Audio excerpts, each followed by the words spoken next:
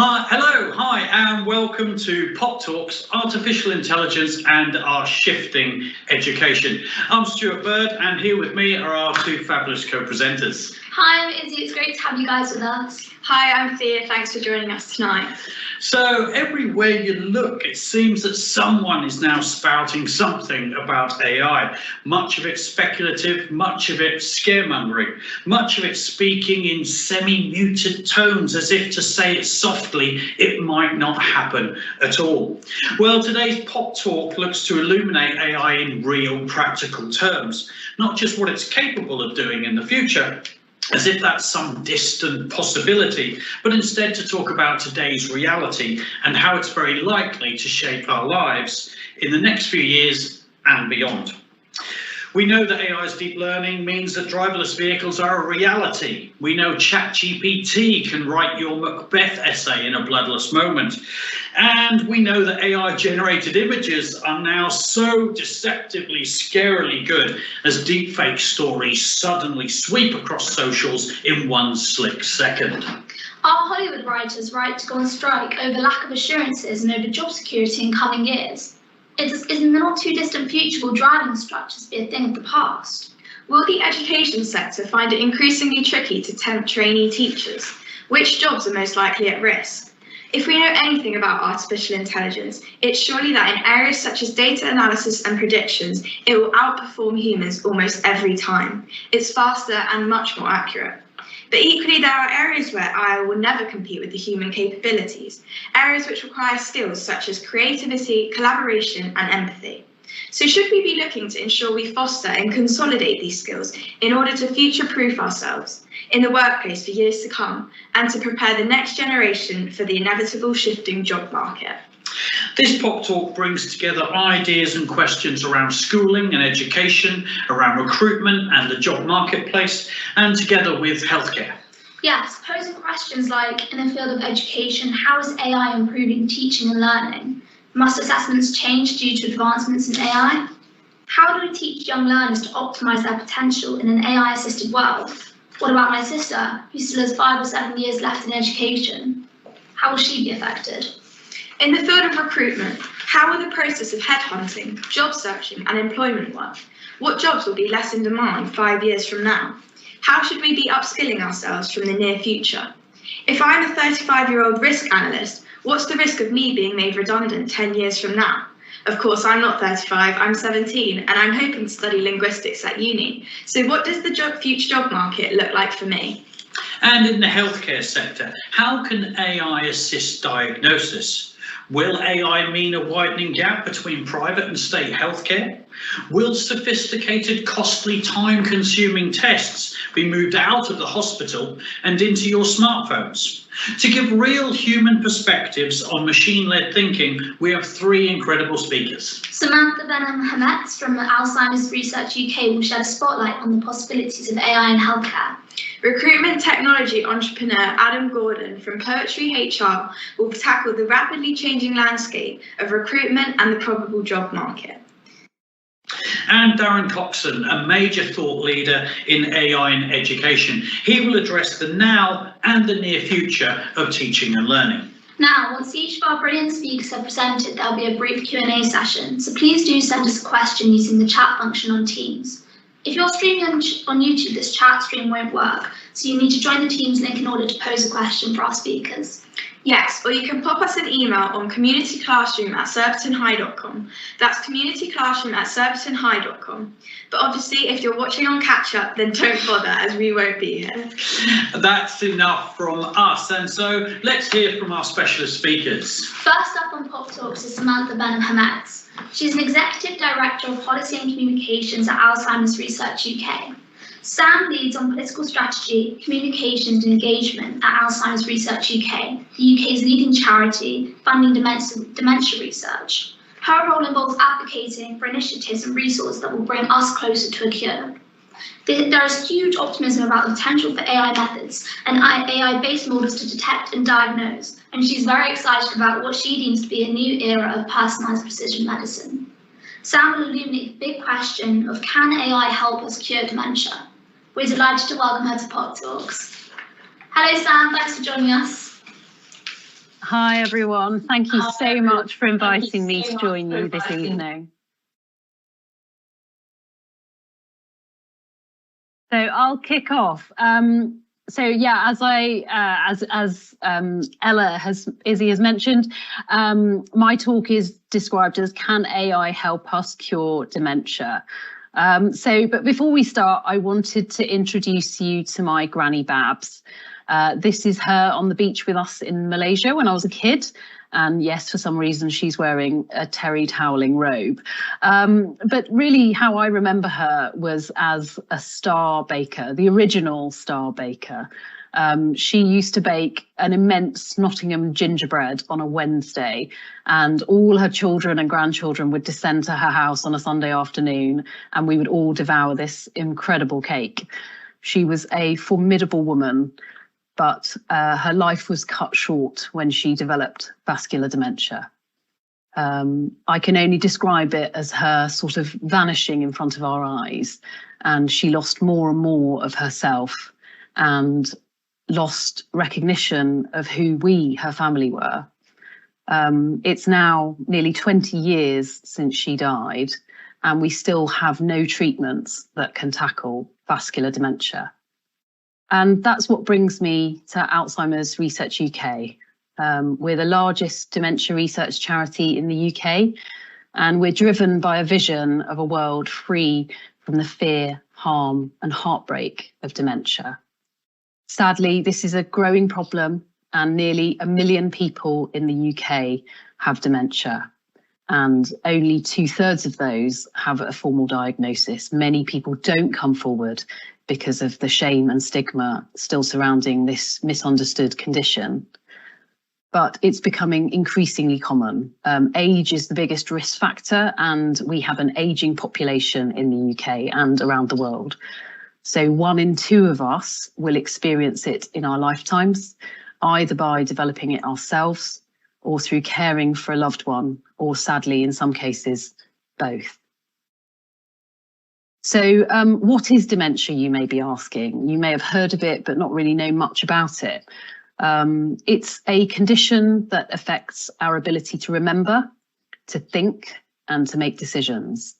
And eventually it stops us doing everyday activities that we take for granted, telling the time, tying our shoelaces, things that we do on an everyday basis. Dementia is an umbrella condition that describes different diseases that cause damage to the brain. The most common form is called Alzheimer's disease, and 70% of people with dementia have Alzheimer's or a form of mixed Alzheimer's disease. It's a progressive condition, so that means it gets worse the longer you have it, and it strips a person of their memories, their independence, and eventually their life. And though I've mentioned dementia mostly affects older people, it's not a normal part of aging. So when we think about, fabulous older people like the Queen, she died sharp as a tack. She had all her cognition still available, and she was working until just a few days before she died. We want to understand why dementia causes changes in the brain and what we can do to diagnose it earlier and treat it more effectively. But there are still no treatments licensed in the UK that can actually slow down the underlying causes of dementia. There are some, there's hope on the horizon. There's some new treatments in the pipeline that we hope will be approved for use on the NHS very soon. But it's really difficult out there, and it's a problem that has plagued us for too long. And that's where AI comes in. AI is heralding a new generation of innovation, and I believe it will help us cure dementia one day. So there are 3 areas I'm going to talk about today. The first is early detection. So AI will allow us to detect dementia earlier. And what that means is hopefully also at a more treatable stage. And the real exciting opportunity is that this could be through less costly and less invasive tools. Diagnosis will also be transformed. AI should speed up the diagnosis of dementia and provide greater accuracy than current medical care can offer.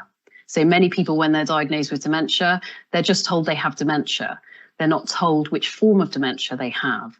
And actually, as we do have new treatments coming through and different ways that we can support people, it's hoped that by having that accurate and specific diagnosis, we'll be able to provide better care to people. And the most exciting area is in new treatments. AI will help us find the treatments of tomorrow and also to offer precision, personalised medicine to patients. So I'm not a scientist and I'm not a clinician, but I will show you one graph. So as I've mentioned, many people think of dementia as a condition that affects older people, that affects people in later life, most commonly in their 70s. But this graph, called the Jack curve, because it was put together by a researcher called, his surname was Jack. This shows the changes that are happening in our brains at a much earlier stage of life. So, for example, this is a protein called amyloid you may have heard of. There's actually a programme about it on BBC Two this evening at 9 p.m. And this was identified in the 70s as being a key protein that was indicated in the development of Alzheimer's disease. And you can see that levels of this are increasing even in much younger life. But actually, the changes in the brain that are happening in terms of shrinking are happening 15 to 20 years before we currently would diagnose dementia. So if people are coming forward in their 70s for a diagnosis with dementia, actually the changes are happening some 15 to 20 years before. But currently, we don't know any of this is happening. So actually, people should probably be thinking about their brain health from middle life. Well, actually, I mean, I would say everyone should be thinking about their brain health throughout their lives. So things like education, for example, so the total amount of education you've had and lifelong learning contribute to your brain health. So there are lots of things that we can be doing at much earlier stages in our life that protect our brain health and make it less likely that we'll go on to develop dementia. And, you know, the key for treatments is to be able to intervene at this much earlier stage and provide people with an earlier diagnosis of their risk so that they can make changes, or we can identify treatments that will change the course of what their brain health looks like. So the reason AI is so exciting is because it will help us to detect dementia earlier. So one of the really exciting opportunities presented by machine learning and AI is that it can take enormous amounts of data and we can develop complex algorithms and train new models. So as I've explained, dementia is currently detected when symptoms start to interfere with people's daily lives. So people start noticing they're forgetting words, people start getting lost or struggling to follow a conversation. But research happening now is looking at a wider range of changes that occur earlier in the diseases that cause dementia. So, for example, one of the famous studies that has led to some of this thinking is that Ronald Reagan, the former US president, he was diagnosed with dementia, I think in his late 60s. But actually, when someone went back and studied the speeches he'd given in the years before, there were subtle changes to the language he was using 7 years before he got his formal diagnosis. The changes were in terms of the size of his vocabulary. He was using fewer words and he was using shorter words. But obviously, this wasn't noticeable in the public eye because none of us were looking for it. One of the amazing opportunities that AI offers is that passive, non-invasive tools can be, if we want them to be, looking for these subtle changes at a much earlier stage. The reason this could absolutely transform how we look at dementia is because this could help people at the much earlier stages, so where they're experiencing mild cognitive impairment, to make changes to their risk factors. So, for example, some of the unusual risk factors you may not be aware of is that hearing loss is actually indicated in an increased dementia risk. So if people don't get hearing aids when they could, that can actually increase their risk of developing dementia. Similarly, we know there are a range of factors that contribute to both heart health and brain health. So things like smoking too much, drinking too much, not being active enough, eating unhealthy diet, and developing things like diabetes. All of those are risk factors that we could be addressing at a much earlier stage.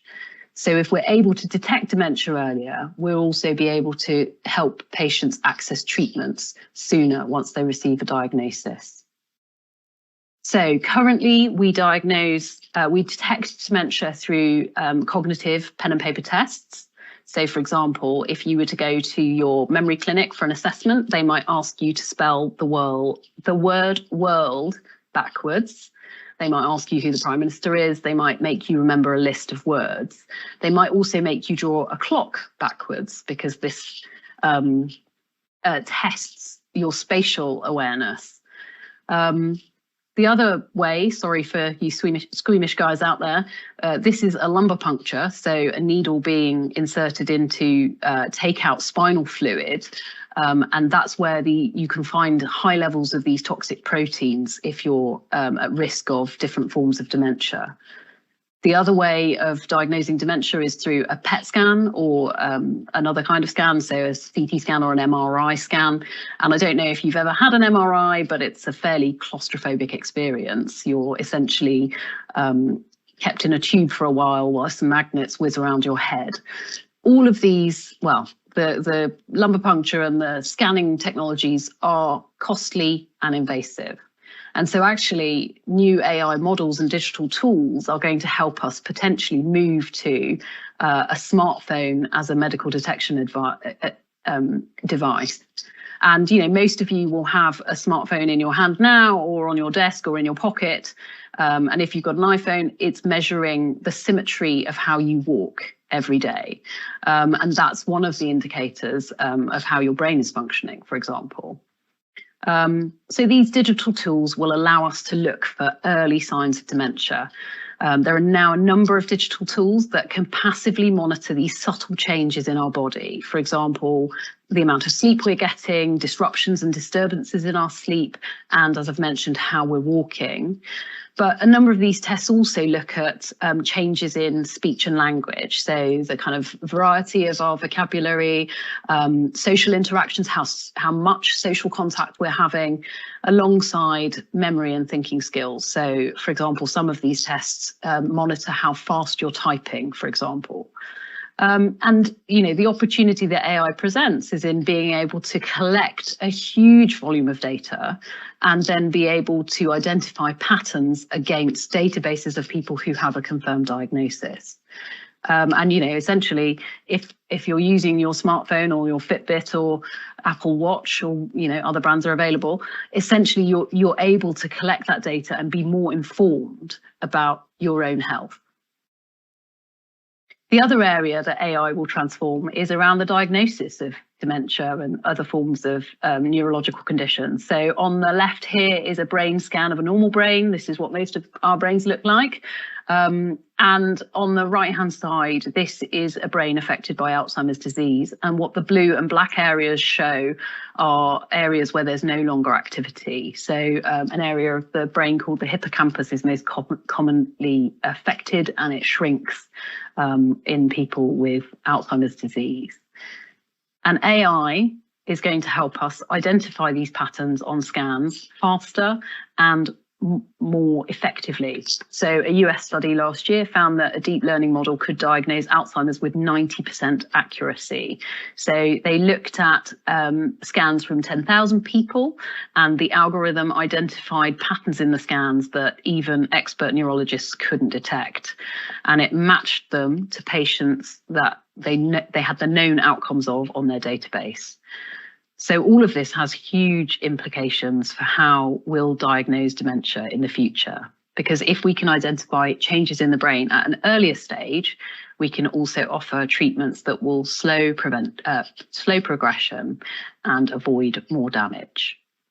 So we hope that AI models will help us to speed up a diagnosis. And also, one of the huge challenges we have around the world is that we don't have enough neurologists. So we need to think about how we use that workforce more effectively. And so, for example, if a scan can be read by an AI in the first instance and be kind of verified and supported by a neurologist, essentially that's half the work being done by the AI model. But there's also implications for dementia research, because the more evidence we can gather about how dementia is affecting different people's brains, this helps us to build our understanding of the condition. And the last thing, which is the most exciting thing, is that AI will help us find new treatments. So one of the funders of dementia research around the world is Bill Gates, whose father was affected by dementia. And he has set up a platform called the Alzheimer's Data Discovery Institute. And that he's described dementia as a jigsaw puzzle, but all the pieces are scattered all around the world. So some data is held within pharmaceutical companies. So, for example, where they've done clinical trials for new drugs, they don't share that data because it's commercially sensitive. They don't want their competitors to be able to access that data. We also know that researchers around the world are doing brilliant research, but it may be that they don't have the right data sharing protocols in order to be able to share that more widely. So essentially, Bill Gates has funded a platform that essentially brings together all of that data and makes it kind of interoperable. The idea being that by bringing together all this data, we'll be able to mine it more effectively, and it will help us teach us different things. And the key reason that's so important is because all of our brains are different. So if you imagine that, unlike other organs, each of us have a completely different brain shape, weight, because of our different experiences, because of the amount of education we've had, how many languages we know, the lifestyles we lead, it means that our brains grow slightly differently. And that means that when people go on to develop dementia, it affects them differently. And because all of that jigsaw puzzle is spread around the world, we don't currently have a way of looking at huge patient populations. But AI, if it's able to look at this big data, will help us identify different trends and patterns. And the first thing that we've seen is actually the identification of new proteins. So on the graph that I showed you, one of the key proteins was amyloid, but there are many other proteins that are now being identified as what we call biological markers, biomarkers, that are connected with different types of dementia. And these can be targeted by drug companies as they develop new treatments. So I have an ask for you. We need you. So it's so important that people are involved in dementia research, because this is what's going to unlock the treatments of the future. So if you want to be part of this future, and if you want to be involved in any of these studies, you can register to participate in dementia research. So there's more information on our website just here. But yeah, over to you. Any questions? And here's my details if anyone wants to get in touch.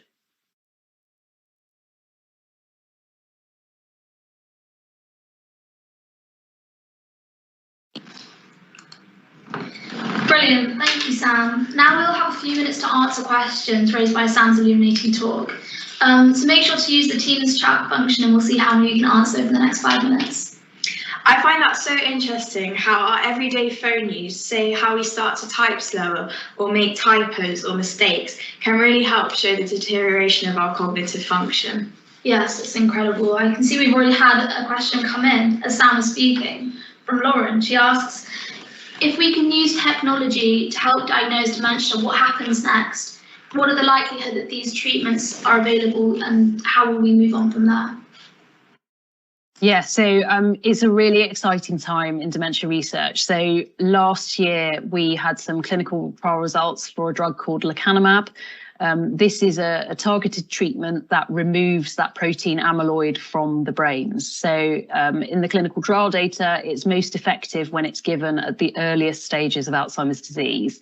So if we're able to detect and diagnose people at the very earliest stages, we hope to be able to give them drugs like lecanemab that would remove that toxic protein from the brain and would keep them in better quality of life for longer. So, that's really the exciting opportunity. That drug is currently being considered by the UK regulator. We're hoping to hear a decision on it later this month or early next. And there's several more, there's 140 different drugs in clinical trials for dementia. It's a growing pipeline, and we're really excited at what the future might hold.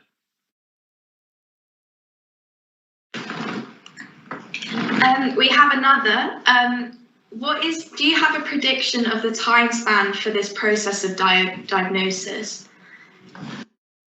So it's happening now, and it's being piloted in the NHS. So there are a number of different tools on the market that are using AI models. So, for example, either to so the pen and paper tests that I mentioned are being brought into digital tools that are AI enabled, and they're being piloted on the NHS now. So usually the adoption of these things does take a while, but I'd imagine within 5 years we're looking at completely transforming the way we identify people with an Alzheimer's or dementia diagnosis. So yeah, I suppose one of the challenges about dementia research is we always have a kind of 5-year time horizon where we're saying, hopefully in 5 years' time it will be different. But genuinely with this, I think that is a possibility. That is I'd say we're 70% there.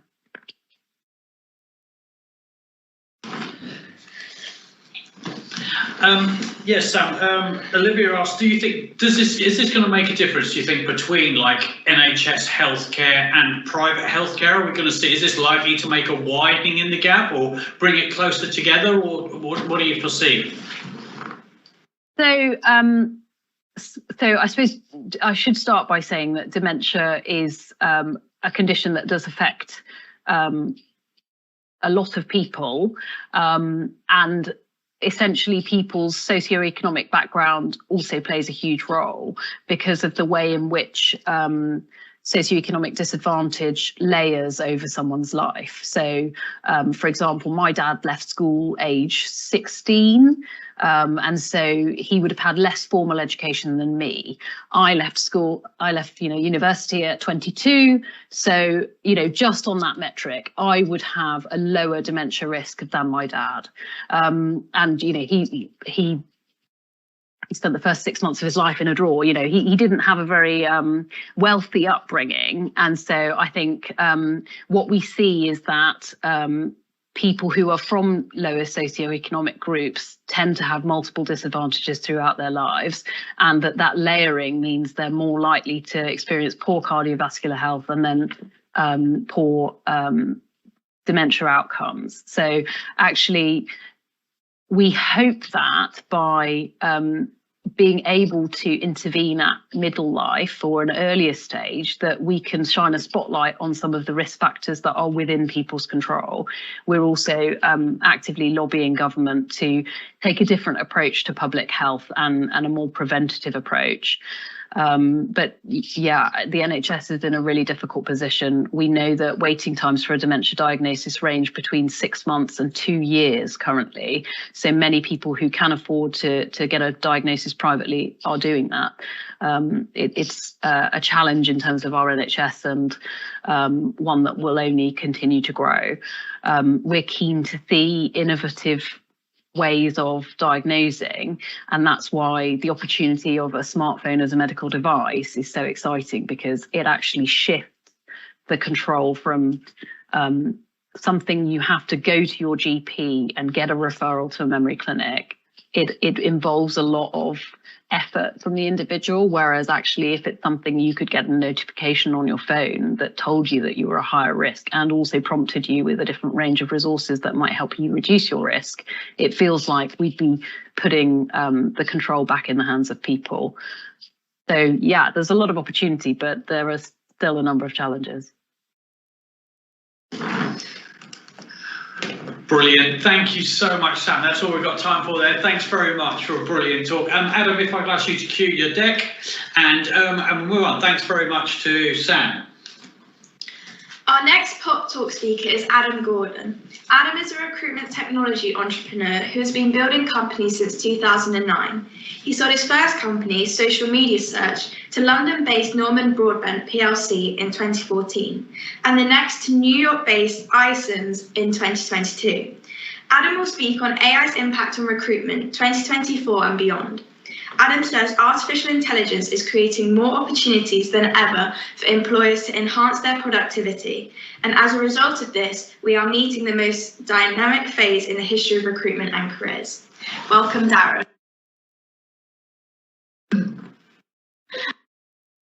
Thank you. I'm Adam. I appreciate the opportunity to come and talk to you today about AI in recruitment. I'm going to talk a little bit about its impact on the way that organizations go about recruiting. I'm also going to talk about its impact on the way that organizations are structuring their organizations and the types of jobs which may be under more or less risk as a result of the opportunity AI creates for tasks to get done by non-humans. So, a bit about me. I'm 47, live in Glasgow. I've got 2 kids, 1 wife, and I play rugby. The reason I mentioned I'm 47 is because many of you that are looking at this today are considerably younger than me. And I just want to say that it doesn't seem very long ago that I was your age, that I was at school. Time really goes by very, very fast. And just a piece of personal advice, that is, take advantage of every day you have, because it is, I'm going to sound really old here, but honestly, every day is an opportunity to do something really great, to learn something new. And before you know it, you're 47 years old like me.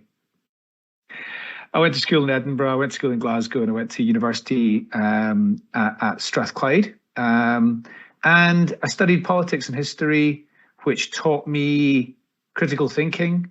It taught me the ability to write quite well. But actually, I've never really had to use any information I learned about history or politics in my career. And I'm going to talk a fair bit about what you might think about studying, because actually I believe it's more important now than it ever has been. The subjects that you choose from age 13, 14 onwards are probably going to make an impact on what you end up doing in the future. And I think when I left school, when I left university in 1999, there was lots of different career options with a degree in history and politics. I think a lot more people come out of university today with a degree.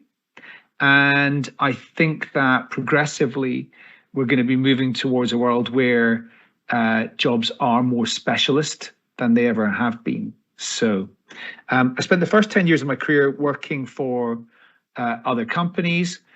In truth, I wasn't actually a great employee. I was okay.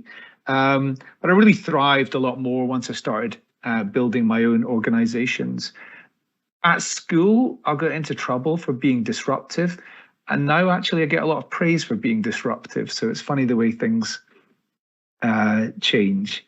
I've been an entrepreneur for 15 years. And I'll just quickly explain. The first company was really simple principle. Social media was becoming more prominent in the world of work when I started this business in 2009. And most organizations didn't understand how to use it to find people. And we knew that by researching social media sites like LinkedIn, we could go and find lots of people that companies might want to hire.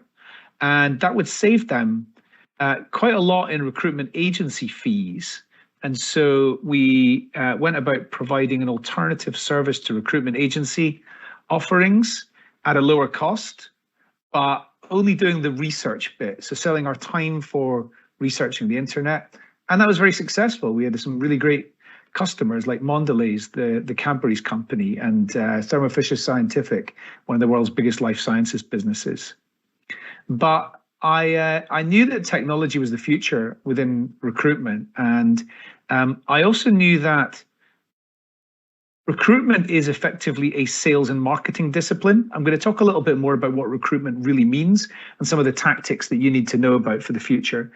But recruitment is when a company is recruiting, they are marketing their organization as a destination for people with skills that they need inside their business. And so they've got to go about marketing it so that you want to work there. And they've got to go about selling during the interview process so that you want to work there. So they want you to turn up on day one, bright-eyed, bushy-tailed, and excited about being there. And so there's a lot of inspiration that we in recruitment can take from mainstream sales and marketing, where their technologies and processes are more advanced.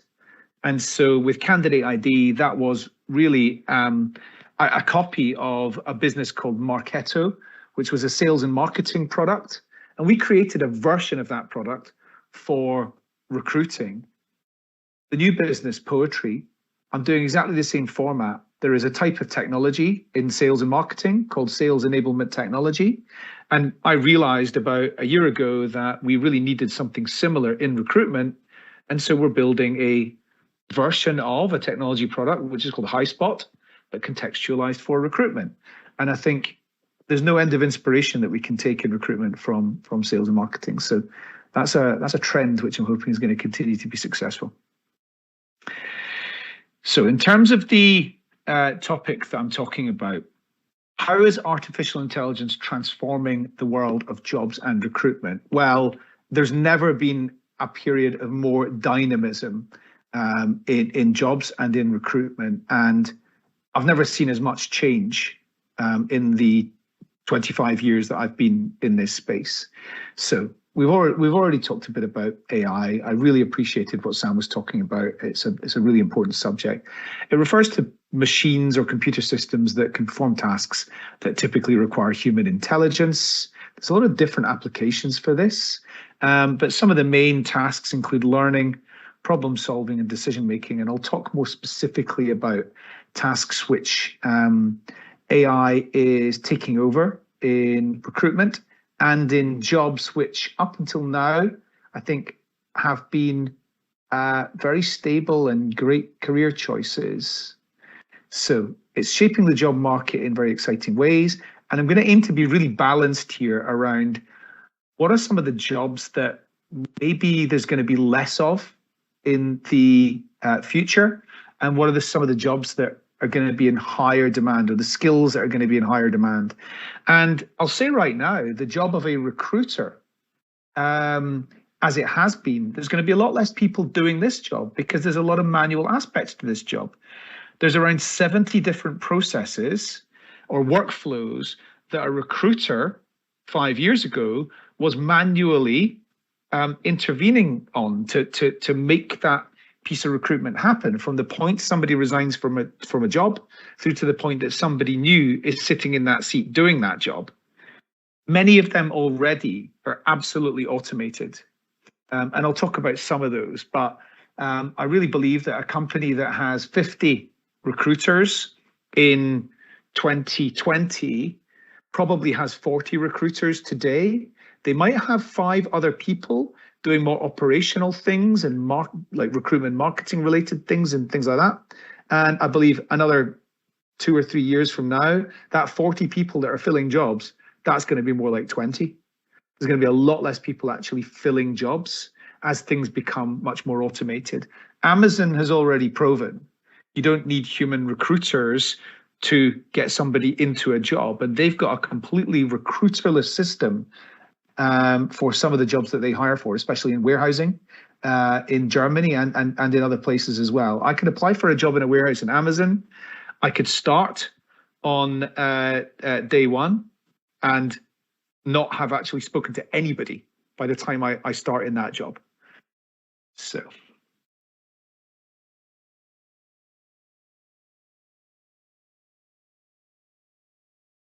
A bit about recruitment. Like, what is recruitment? Most of you will know what it means, but recruitment is the business process involved in bringing somebody into an organization. And there's many different tactics that companies will apply to bringing individuals in. It includes finding, attracting, selecting. So the methods that recruitment teams will use include job boards and online platforms. So things like advertising on Reed, on Indeed, on Total Jobs, and on sites like LinkedIn, for example. Employee referrals is very, very successful, but it's hard to get right.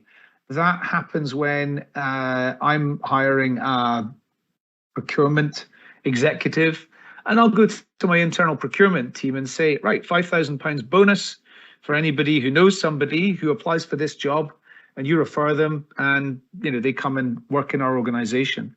One of the best tactics for employee referrals is within the first week of somebody's employment in that organization, asking them at that point, who do you know that might want to come and join here? It's like a moment of it's a moment of inspiration. It's a time when they've just started that new job, and they're very likely to be in high spirits about that and want to make referrals and introduce their friends and former colleagues into that organization. Social media recruiting. Typically, this is identifying people. It could be on Facebook, it could be on Twitter, it could be on Instagram, reaching out to them and finding out if they're interested, directly reaching out to them. It doesn't happen for early careers recruiting so much. So if you're leaving school or you're leaving college or university, it's more so for experienced hires that you'll be like cherry picked and that organization will reach out to you. If you've got a very in-demand skill set, such as in technology or such as in healthcare, for example, you're going to be getting approached a lot, especially on LinkedIn. Recruitment agencies are companies that are maintain a database of people with a particular skill set. Some of them are generalist and they cover a particular location, and some of them are specialist. Like in London, most of them are specialist agencies that are looking at particular skills like finance or technology or law or whatever it might be. And if I hire somebody and that recruitment agency has put them forward for the job, I'll pay them a percentage of the person's salary as my as a finder's fee. It doesn't come out of the candidate's salary, incidentally. But let's say the candidate's going in and you're hiring them for a salary of £50,000. I might be paying that recruitment agency 20% of that salary. So it'll be a £10,000 fee that I'll pay. Campus recruiting and career fairs. This is more so for like early careers, for people leaving school or university. They'll come round colleges, they'll come round your school, they'll come round universities, and they'll hand out swag and pitch you. As I mentioned, recruitment is a marketing initiative. Bit about AI in the context of jobs and careers. So spans several decades. Arguably, it goes much earlier than the 1950s, but in terms of practical application in the 1950s, my co-founder in my current business Poetry, he started his career at the Alan Turing Institute in 1984, learning all about artificial intelligence and contributing to research projects there. So he's got considerable expertise in this, going back, in his case, several decades. Initially, it sought to automate repetitive tasks, but it's become a lot more sophisticated now. So repetitive tasks such as if I'm on an Excel document and I'm manually typing in some data, it recognizes a pattern, and it's going to be able to automatically suggest what's going to come next within that pattern. but it's way beyond automation now, and it's really changing the way that even the recruitment industry works. As I mentioned, Amazon have got a very considerable amount of AI right the way through their recruitment process, and for certain jobs, they don't even have any humans particularly involved. I'll talk a bit more about that shortly. Generative AI is just such a huge impact on the world of work. And I mean, I can't begin to tell you the amount of different jobs and tasks which can be done in a fraction of the amount of time that they were even just 2 years ago. So generative AI is not particularly new, but you'll be familiar with OpenAI and ChatGPT. And when they launched their preview mode in October 2022, so it was only 16, 17 months ago, the impact has been absolutely remarkable on the way that companies are going about structuring their workforce. It's a branch of AI, focuses on creating new data, content, or outputs that imitate those created by humans. Just as an example, within my new startup, we have 28 recruitment-related solutions, which are all powered by generative AI. And a recruiter can go into this product and they can create what we call a playbook. And that playbook includes all sorts of different aspects of content, written content, videos, imagery. And what would have taken them 2 full days is taking them less than 2 minutes today. And I'm not saying they were spending those 2 full days on that. They were actually skipping those tasks. So it's allowing them to do a lot more than they were previously able to do, making them more productive and successful. Traditional AI is got predefined rules. Generative AI is absolutely creates things from scratch. Natural language generation, image generation, and even music. You'll have heard music created by generative AI. You may even have built some yourself. Okay, how's AI impacting recruitment specifically? So it's changing so many different things, including the way that we go about identifying and onboarding individuals. So things like CV screening, finding people. It takes me no more than 20 seconds to find a long list of most skill sets that I'm looking for using artificial intelligence today. So automation, data analysis, predictive maintenance, personalization being one of my favorites. So recommendation systems, enhancing customer satisfaction and engagement. When I'm on a website, I really like the fact that it understands people like me are also interested in this other movie or this other piece of music or this other purchase, and that's all the personalization. Natural language processing, also excellent. Things like chatbots. I don't really enjoy calling up a call center and talking to individuals to try and get my issue resolved. If I can do it by typing in some questions and getting natural response back, I'd rather do that. So things like CV screening, saving recruiters a massive amount of time.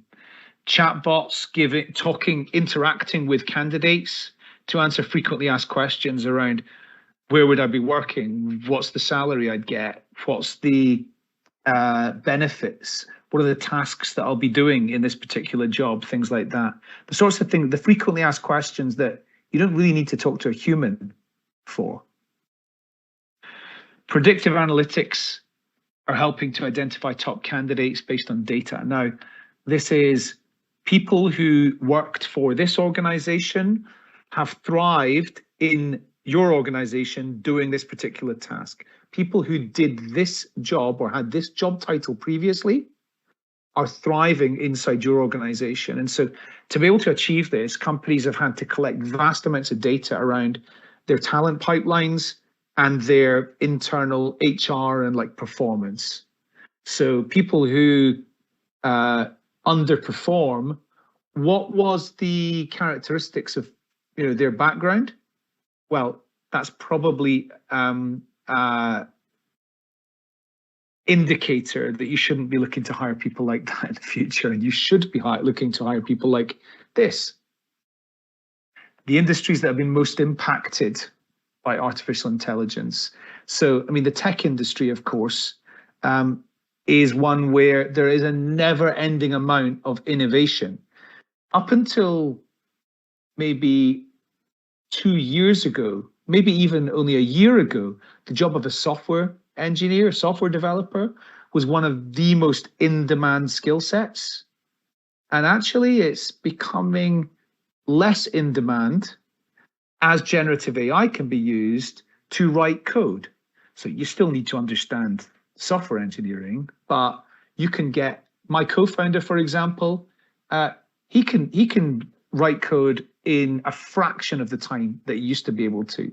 But understanding things like AI and data science and things like that are making technology remain like an industry that is going to be in great need of high-skilled talent.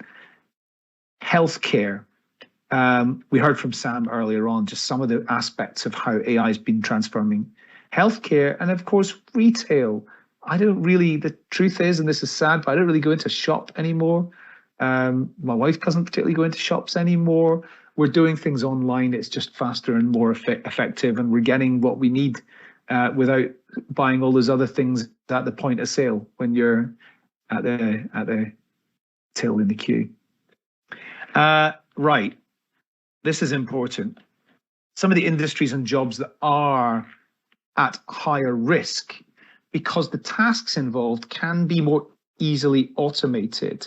So jobs that are heavily reliant on data processing, these types of administrative jobs, and others where content's produced and it's indistinguishable from human content.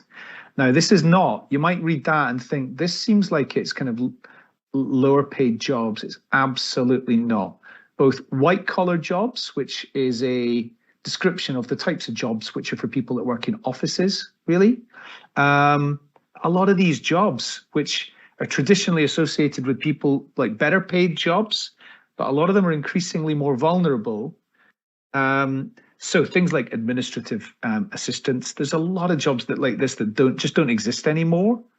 But then even like very well paid jobs, like the job of an accountant, a lot of the work involved in that can be predictive analytics, can be included in it, and it can be done, things like audit, for example.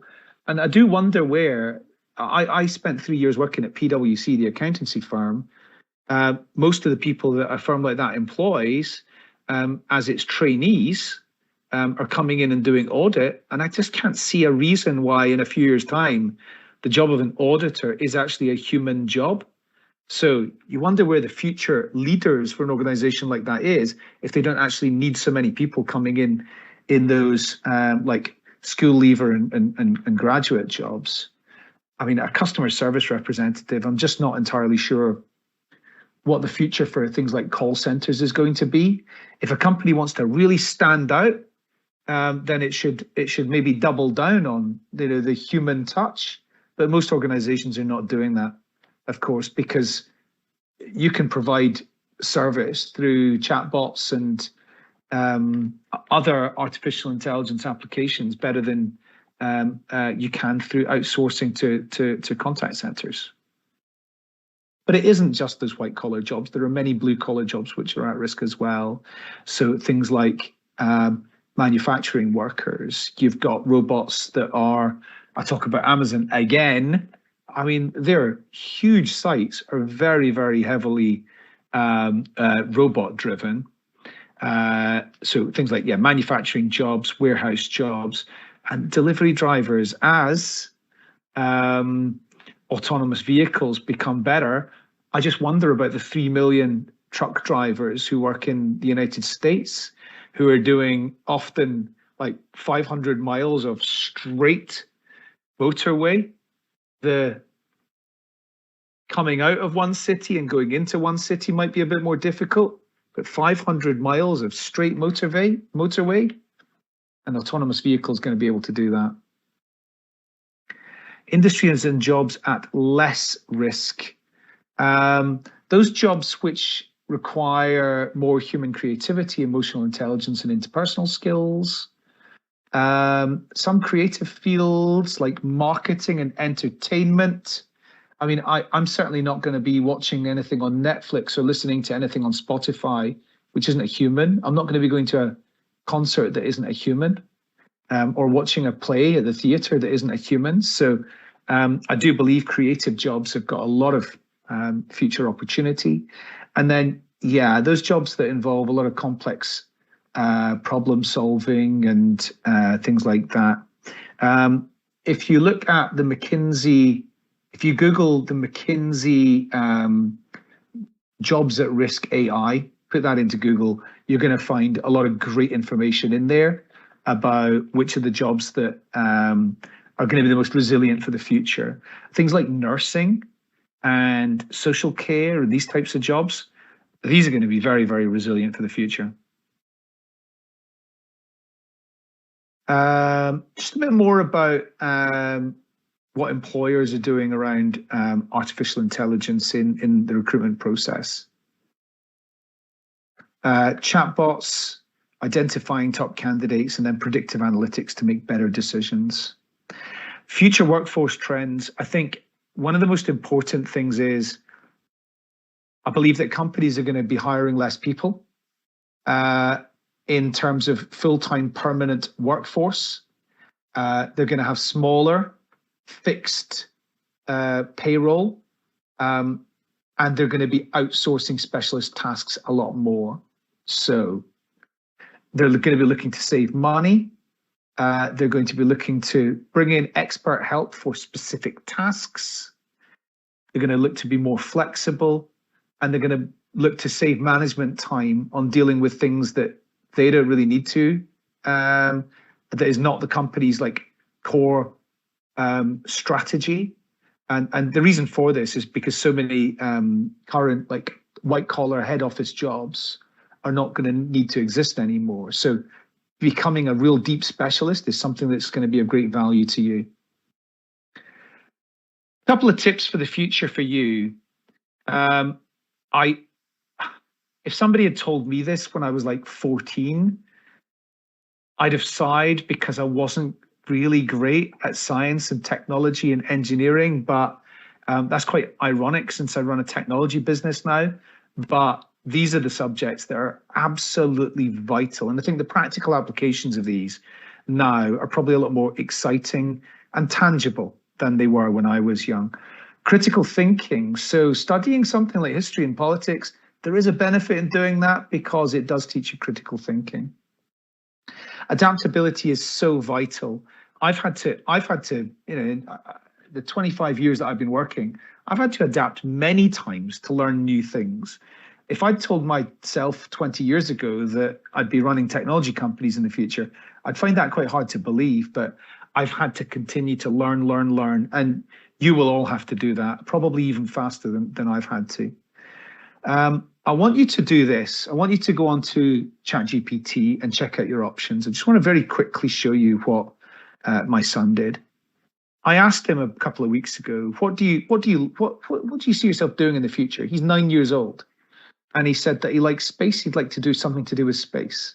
So we went on to ChatGPT and we looked at this together. And this took us about 15 minutes. We first of all typed in, I'm 9 and I love space. What jobs are available to me to work with or in space in the future? ChatGPT's given us some great suggestions here. It remembered he's 9 years old and it wrote it in a way that he's going to understand. It was down here, space scientist was the one that appealed to him most. So he told ChatGPT that. What are the skills that we need to do this job? It told him what the subjects are that I need to study to do this job. He didn't know quite what critical thinking or patience and perseverance meant. Gave him a good description of that. Okay, he's in the UK. What subjects should he be studying? He's based in Scotland. What are the universities that train people to do this job? Based in Scotland.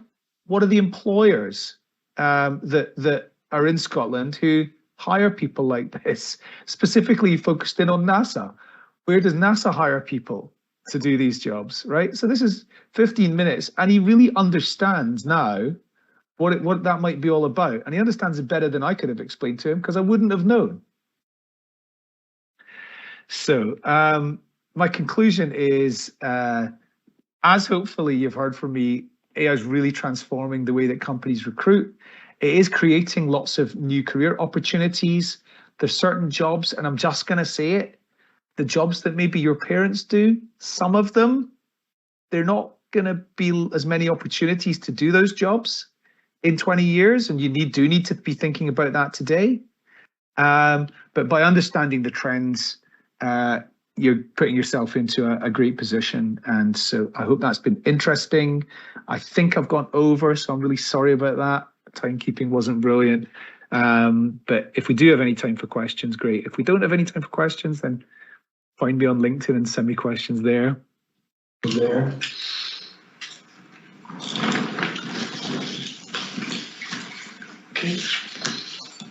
Thank you, Adam. There's lots to think about there, and it's very interesting. How you start to think about jobs that once were very necessary and now potentially could be replaceable. I think we need to start thinking about these things so that we can adapt proactively. And we have a few questions. So if applicable, would AI be used for interviews? And if so, would this technology be able to read through human expressions, say if a candidate is lying? That is really great, and there are so many different things that have happened over the last 5 years in terms of recruitment technology. Yes, AI is used very extensively in interviews, and probably the best application of this is taking the transcript from the interview, as in writing out what it is you've said, and then taking all of that great information and applying it into the right place within the candidate database and into the systems that the recruiting team uses to do their recruitment and to monitor trends. Possibly the worst application of this, which existed for maybe a year but hasn't really taken off because it's rammed with bias, is being able to determine from you whether you're lying based on your expressions and your tonality and things like that. I'm just going to say it because it's public knowledge. There's a company in our industry called HireVue, VUE, which had to abandon quite a few of its products, which were based on that.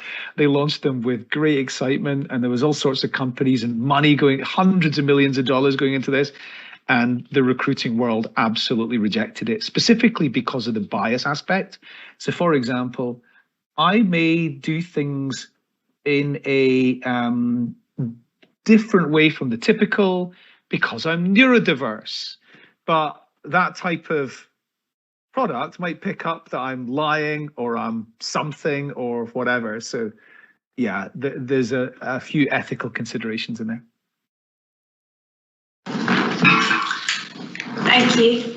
Leading on from what you said, with the increasing usage of AI, will that take away the personal level that you have in recruitment, and what's the consequence? In some ways, yes. In other ways, no. So in terms of if I want to talk to a human to ask them the questions about what's the salary, what's the working hours, what's the dress code, that's not going to be as much of an opportunity in the future. I think a lot of companies are abandoning that, and they're moving towards a chatbot system where I can get my FAQs from talking to an AI bot. However, on the upside, I am also going to get a more personalized experience in other ways. So, for example, when I send in my CV or I answer a set of questions, I'm going to get better opportunities coming my way because the way that I've answered those questions, or because of the information on my CV, that company is going to be able to identify, okay, there are actually several jobs that that person might be good for now. And it's going to be able to create automated communications and workflows for me that are going to be suitable for, are going to make me feel like I'm getting more personalization. So there's a bit of both.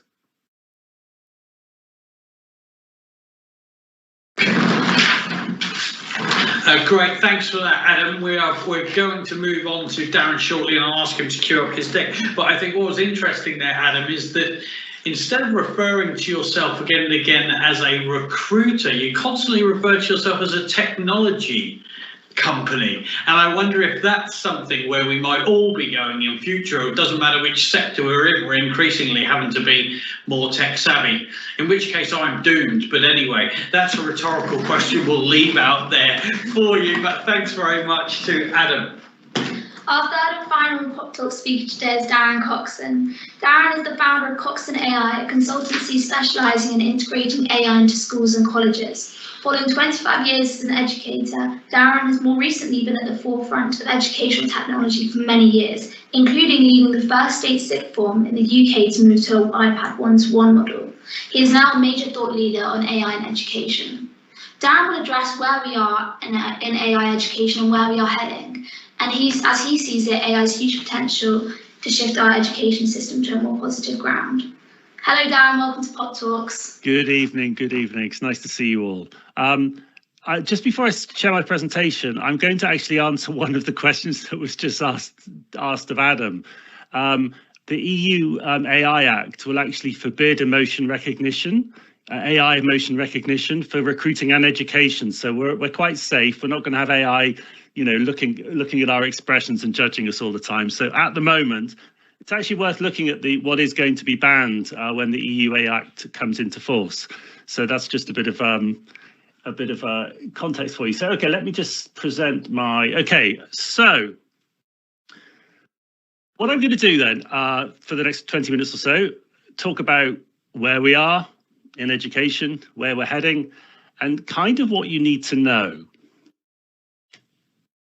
So first question, why? Why? Thank you. It's 8 o'clock in the evening and you probably would, maybe you're missing something on TV. I'm not sure. But why are you listening to me? Why have you been listening to any of us, quite frankly? I'm hoping it's because you recognize there's a degree of expertise. I'm just going to give you literally 1 minute on my story as to why why I've kind of pivoted rather bizarrely in my career. So about 1.5 years ago, I was a chief operating officer for a group of schools and I was living in Bahrain. And I was seconded. I was seconded to Tunis to be executive head of a school in Tunis. And this was at exactly the same time that ChatGPT came out. Literally, I arrived and so did ChatGPT. It was in November of 2022. Now, the school had a bit of a bad COVID, and I'd gone to try and kind of, rile them up, jazz them up, try and kind of breathe a bit of life back into the school. Lovely school, lovely people, just needed a bit of life. And I suddenly realized as I was playing with ChatGPT, so yeah, this was like 1.5 years ago, I suddenly thought, do you know what? There's something in this. So I'm the kind of person that's a bit all or nothing. Anyone who knows me knows I'm a bit all or nothing. So essentially what I did is I just thought, do you know what? We're just going to go for it. So I got the staff all trained and I got the students all trained and I even got the parents all trained. And actually, it's really helpful to show parents how they can use AI in their own lives. That really brought a lot of favor. And we just went all in. And by the end of the year, we did a collapsed curriculum, what actually turned out to be nearly 2 weeks. And in that 2 weeks, we did passion projects, and they were learning about how to use AI to solve sustainable development goals. And we had ethics talks, we had visiting speakers. It all went a bit kind of crazy. And through that time, I was writing a lot, because I'm also an obsessive writer. So I was writing a lot, and I was posting a lot, mainly onto LinkedIn. And I just got loads of attention. So when I left Bahrain in the summer, because quite frankly, my kids were really bored of not being able to jump in muddy puddles like Peppa Pig and climb trees, we moved to North Yorkshire. So from Bahrain to North Yorkshire, a bit of a difference, which is where we are now. And I started to do what I'm doing now, which is essentially basically talking to anyone who listened about captive audiences like yourselves about where we are right now, the sorts of things that you need to be doing in order to really maximize the benefits of AI, but also potentially minimize the risks. So before we start, there's an elephant. There it is. What is the elephant that's in the room, the virtual room that we're all currently in? It's this.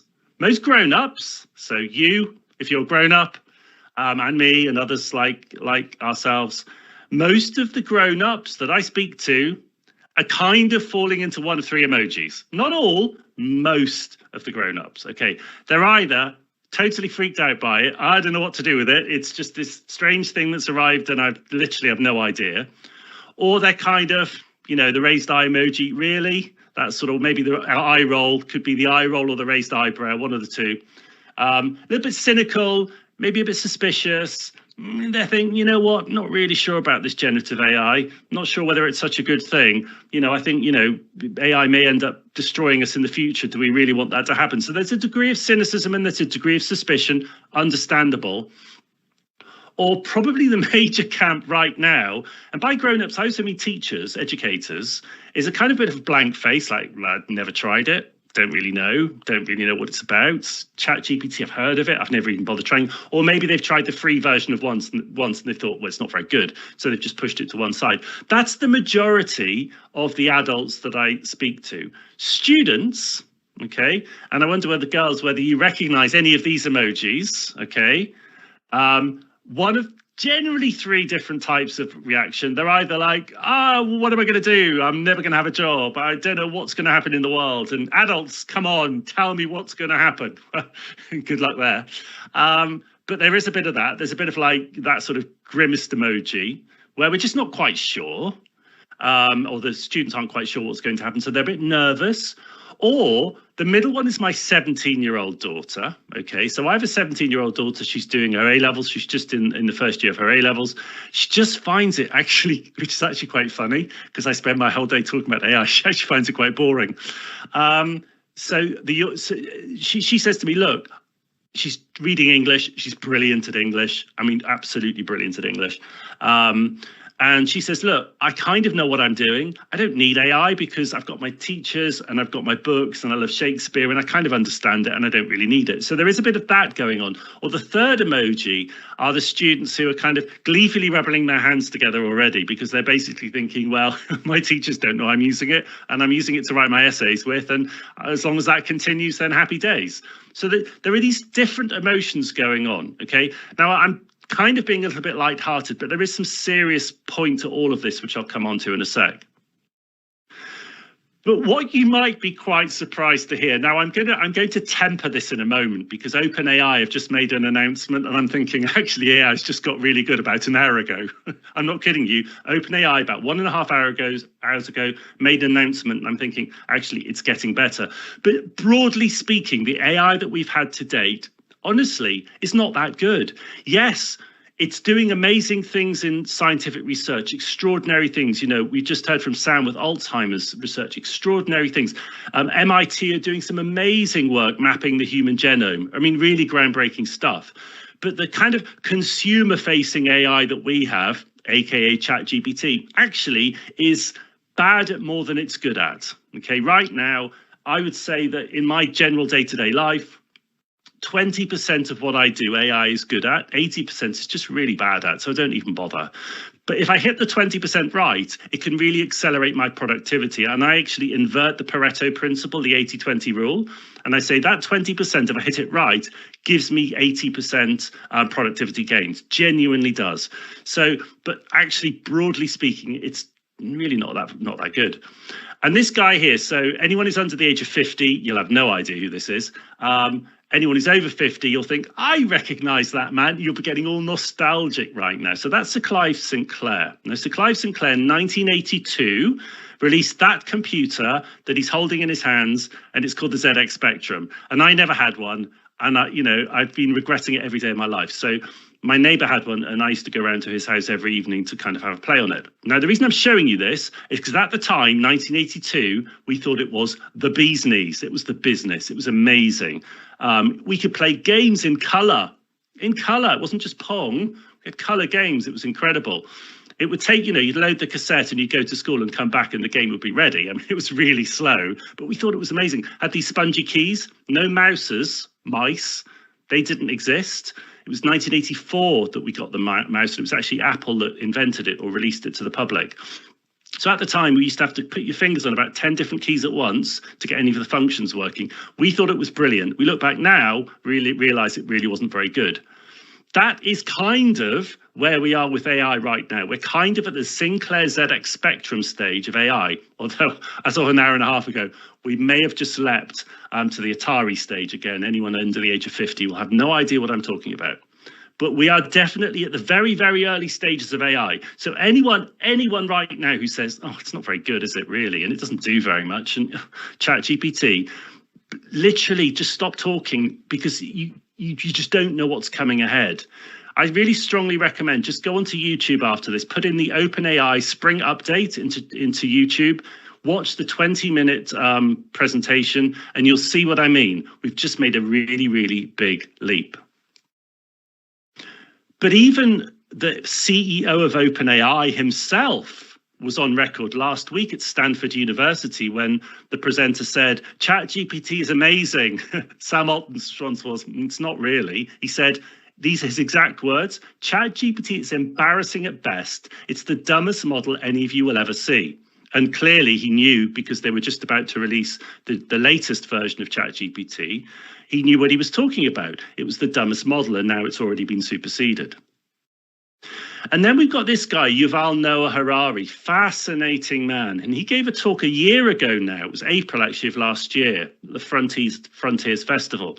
And he basically said this: for 4 billion years, the ecological system of planet Earth contained only organic life forms. Now or soon, we might see the emergence of the first inorganic life forms. Just let that sink in for a moment. 4 billion years, we've only had carbon-based life forms. All of a sudden, we're going to get silicon-based life forms, carbon intelligence, and now, for the first time in 4 billion years, a silicon form of intelligence. And it's getting better and better and faster and faster. And that's only going to continue. So none of us know what the future holds, but we have to take this very, very seriously. And then if we just look, dial it back and get right back down to earth, even if we just see the increase in its abilities in the last 2 years, I'm using this as one example. So this is Midjourney. Midjourney is a text to image AI. OK, so it takes your text and it turns it into a picture. Now, this was version 1 on the left, version 6 on the right. And the prompt was a photograph of a doctor and 2 nurses. Now, obviously, the image on the left, it just looks like something from what is that pole that's sticking out of his backside? I have absolutely no idea. But that was what Midjourney version 1 thought through its training data, and it's the way in which the model had been trained. That's what it came up with. On the right-hand side, same prompts. Look at the difference in 2 years.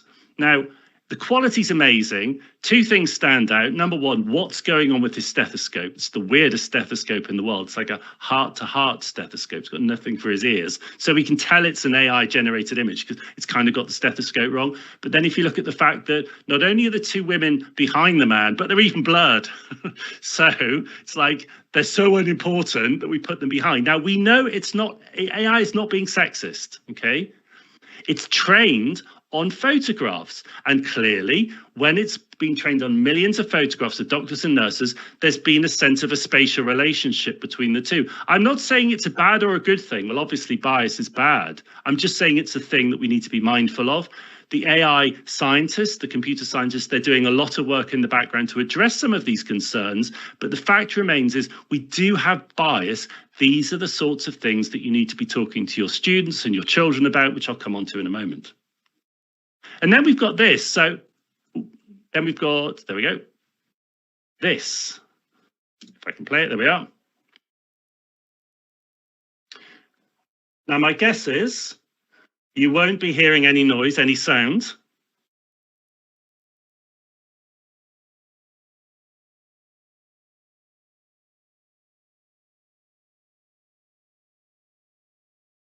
And you may be wondering, why am I showing you this?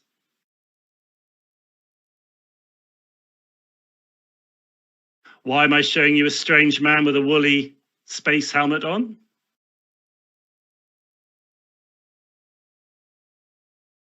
The reason is that that's all AI. So those images there are from Sora. Sora is OpenAI's latest, what they're calling a world model, or a video text-to-video generator. Quite extraordinary, the advances AI is already making just in the last few months. And as I said, OpenAI have just released another model which just takes it to the next level. But if we just look at where we are academically right now, so that's the creative side, we're seeing these big creative leaps. Just academically, really interesting what we have seen in the last year or so since the release of ChatGPT-4 in terms of its academic benchmarking, okay? Left-hand side there is the GPT-4, right-hand column is the GPT 3.5, the free version. The Uniform Bar exam, the LSAT, very, very advanced exams, entrance into the US legal profession, into training for the US legal profession. It's getting the 90th percentile, 88th percentile. My guess is the latest release of ChatGPT, it's probably going to be getting up into the 95th or beyond. It's already hitting these very, very top benchmarks when it comes to its academic ability and its ability to essentially compete with the very brightest students across the world. There's a problem, of course, with all of that. An obvious problem. And the other big elephant, the woolly mammoth in the room, is the whole issue of plagiarism and cheating. And it's getting to be a bit of a problem. So a couple of quotes. Students have submitted more than 22 million papers that may have used generative AI in the past year. New data released by plagiarism detection company Turnitin shows. Well, the first thing is Turnitin is not very good at detecting plagiarism with AI. AI detectors simply don't work. So schools shouldn't use them, families shouldn't use them, students shouldn't use them, they simply don't work. But that aside, 22 million papers in the last year, that's a lot of papers. And then this one, which is funny, but it isn't. Timothy Main, writing professor, illustrated the extent of students cheating with chatbots by telling AP, I had answers come in that said, I'm just an AI language model. I don't have an opinion on that in the answers themselves. Now, we may think, oh, well, that's just a student being ridiculous. But even academic papers that have been peer reviewed, we're seeing some of these AI phrases coming into those papers as well. So it's a really, really big problem. So what can we do? Okay, what can we do to maximize the benefits whilst guarding against some of the risks? Okay, well, there are three buckets that I tend to put AI into when I'm talking about how you can use AI. I'm going to skim through this because I just want to give you a couple of examples, really quick examples. You can use AI right now to kind of do the stuff that you've always done, okay? To create your lesson plans and your resources, to help plan essays, stuff that you kind of can do on your own. But actually AI, maybe you can do it faster, maybe you can do it better, maybe it could just be a good support to you, can free up time to do maybe more higher order thinking skills. Definitely some potential. I think Adam just mentioned that the analysis function, it's great for analyzing, chunking through data, giving us insights. And then the creative aspect is really, really interesting. So you can do things like, curriculum, schemes of work, lesson planning, essay planning for students, summaries for revision, planning your study schedule. For the data analysis, we're seeing student performance and data performance, individualized learning pathways, survey data analysis and action planning. And then students can use it literally to have it alongside them already, where they can feed in their essay and it can give them ideas for how to improve. The creativity, things like project-based learning, interactive learning, innovative ways into a subject, things like debating with historical characters, choose your own learning adventures, and AI bots for specific revision. So we're already seeing some really interesting ways in which we can use it. I'm just going to quickly show you just literally one example. So I'm just going to stop sharing my screen for a moment. Because what I want to do is I just want to, where are we?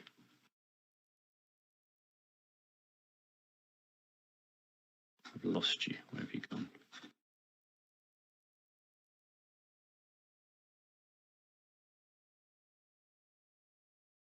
There we go. So let me just quickly stop sharing my screen. I'm going to share another screen with you. There we go.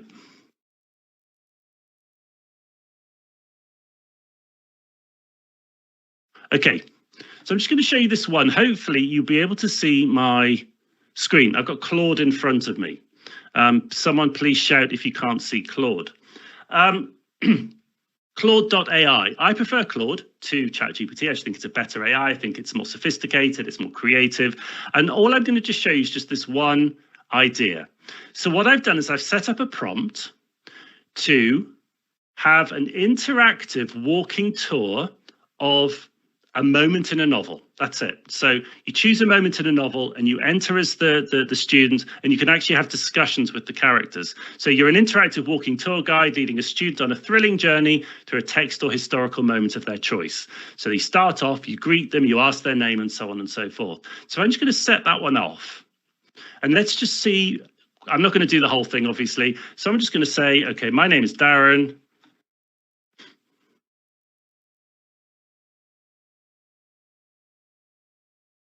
And it smiles warmly. That's nice, Claude. Okay, so what story or historical moment would you like to immerse yourself? I'm going to say the moment in Animal Farm when Jones is kicked out. Okay, so I'm just showing you this an example of just how already AI can be super creative and can give us some really just fun and engaging and interactive ways into a subject. There we go. So we've got a getting the sun rises over the rolling hills of Manor Farm. The major turns to you with a conspiratorial grin. Now, Darren, you have a choice. Would you like to join the animals in the barn or accompany Farmer Jones on his morning round? So you can see here just how fascinating it is that we can already start to interact with AI, and we can already start to have some really interesting explorations of AI in ways that we've never actually been able to do before. So let me just go back to my presentation just to finish off. Okay.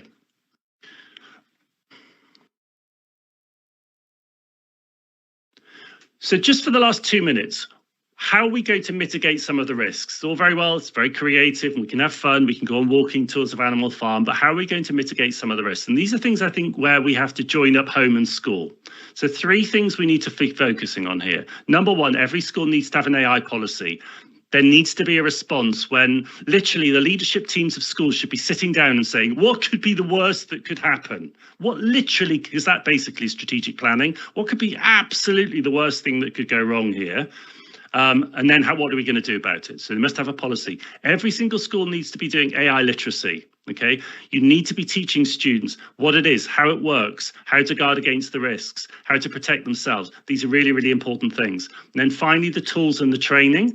You need to make sure you choose the right tools and you give everybody the right training, which is basically what I spend all of my time doing. I spend my time speaking all over the world, showing people the tools and giving them the training so that they can get started. What can you do as a family? Final thing. Talk about it. I literally spend time talking to my family over dinner.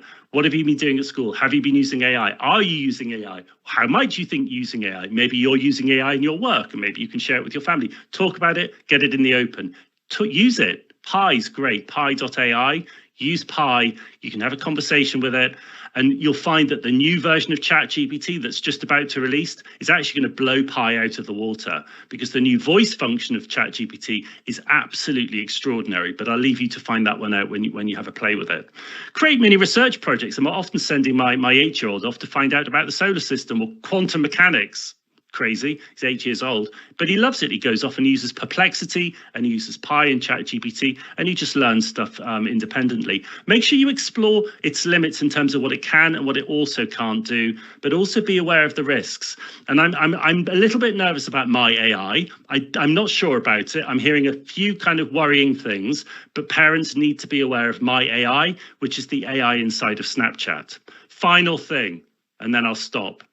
The most important skill that anybody can learn, okay, if you're going into the world of work and learning and going off into the world to find a job, the most important things, what I'm doing to you right now, I'm not pointing, what I'm doing to you right now, look another person in the eye and be able to build trust, because AI will never be able to do that. So I'm going to stop there. Thank you very much for listening to me. That's my new brand, by the way. Thank you very much for listening to me, and I'll be delighted to take some questions.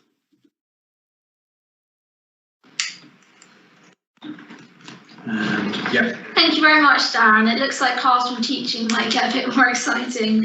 It raises interesting points around who might gain most from the power of AI, whether it's teachers, parents, or students. I think we have time for a few questions. One is, does AI mean inevitable widening of the gap between independent and state education? Yeah, it's a really good question. I think as of an hour and a half, 2 hours ago, no. And I'll tell you why. What's happening now is these large companies are making AI free at the point of access for everyone. So the version of ChatGPT that everyone will have had to have paid for will now be available for free.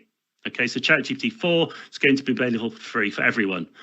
So I think there won't be that excuse. I think the problem that we've had till now is AI is actually quite expensive. So AI models are expensive to run, but the amount of money that's being pumped into them by these large companies means that for the majority of people who have access to Wi-Fi and a device, and it doesn't have to be an expensive device, just a cheap smartphone, the challenge will be in parts of the world that don't have access to Wi-Fi and a smartphone. So I'm less concerned about the state and the independent sector widening, and I'm more concerned about different parts of the world and the digital divide between countries that have access and countries that don't.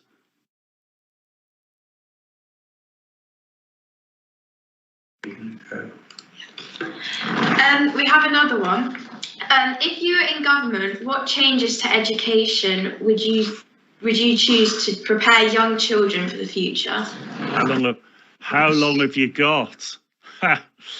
Okay, so where would I start? Okay, well, the first thing is that teachers need to be trained in a different way. Okay, we need to move away from the kind of being talked at. Okay, the model that you've had throughout your academic career, and certainly I had through my academic career. There is a place for teachers talking at students. Sometimes you have to deliver lecture format, sometimes, but actually teachers need to have the approach to teaching and learning changed, because at the moment we won't have any real wholesale change in our education system until teachers start to understand it. I think the biggest factor is our exam system. Okay, and the reason that we have our exam system is because of the university system. And so until we start to change, the 10 GCSEs, why are we still doing 10 GCSEs? It's just insane. Until we change the exam system and make things more flexible, then actually we're kind of stuck in the model that we've got. But I think we're going to have to start innovating from inside the model. I don't believe that we can't be innovative. We just have to be quite careful. So I think in terms of what I would say to government is thinking about the teacher training so that we're actually creating a new breed of teachers who can work with AI. What does it mean to be an AI augmented teacher? And then think about assessment, because quite frankly, most assessment makes absolutely no sense. Now we have ChatGPT able to knock it out of the park with almost every single exam that we do. I could go on, but I won't. Great, thanks. Don't get me started on assessments.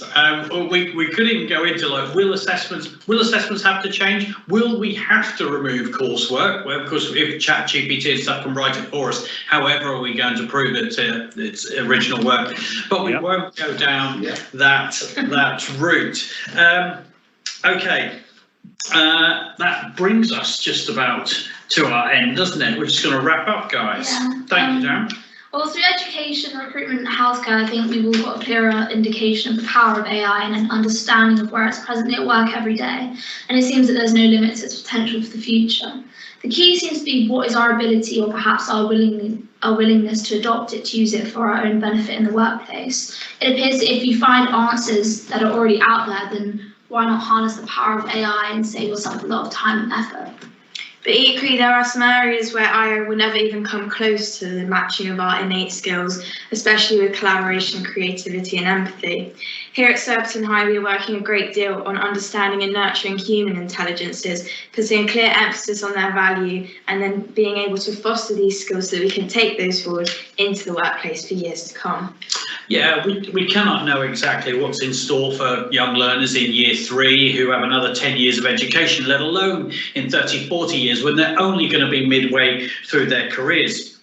But surely we have to prepare them as best we can, in many cases, for jobs that don't even exist yet. So have we not a responsibility to ready them not just for school exams, but for whatever comes their way? collaborative, complex problem solving, critical thinking, creativity. These are the things that the World Education Forum lay out as 21st century skills, so that they will know what to do when we don't know what to do. Yeah, and with generative AI's enviable power and precision, how do we learn to use it to our advantage to reduce time-consuming tasks so we can focus on what we're bad at doing? Yes, AI is here to stay, and if we don't want to be replaced, then perhaps we need to focus on the human elements that are irreplaceable and to adopt AI to assist with the rest. That's about all we've got time for on this episode of Pop Talk. So thanks to our amazing speakers. To Sarah and Adam. And to Darren and to you all for joining. Thanks everyone. Thanks very much and good night, guys.